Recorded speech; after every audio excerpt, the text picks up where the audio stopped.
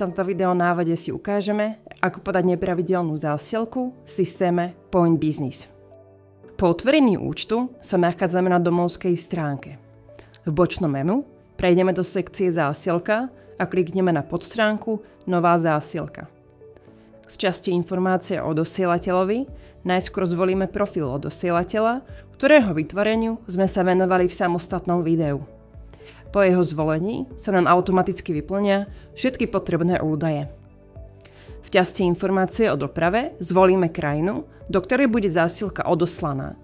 Následne zvolíme spôsob doručenia. Na výber máme z dvoch možností: doručenie na adresu alebo na výdajné miesto.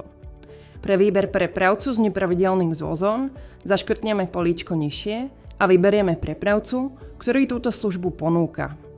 Nepravidelný zvoz zásielok znamená, že prepravná spoločnosť vyzdvihuje zásielky z adresy odosielateľa v presne určený dátum. Pri objednávke tak stačí zadať požadovaný dátum vyzdvihnutia zásielky. Ak posielame priamo na adresu, doplníme ulicu, súpisné čísla, mesto a poštové smerové číslo príjemcu. Ak posielame na výdajné miesto, zvolíme ho na mape daného prepravcu.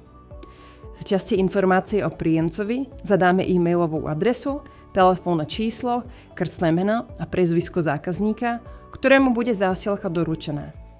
Nepovinnými údajmi sú názov firmy príjemcu či poznámka k zásielke. Časť Informácie o zásielke zahŕňa číslo zásielky, ktorým je napríklad ID objednávky, a celkovú orientačnú hmotnosť.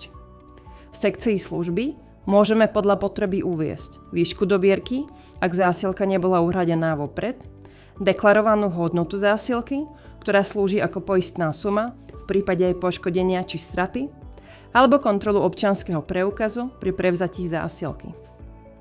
Nakoniec potvrdíme súhlas so všeobecnými obchodnými podmienkami a klikneme na tlačidlo Podať zásielku. Podanú zásielku vieme skontrolovať v sekcii Podané zásielky. V tejto chvíli je zásielka úspešne podaná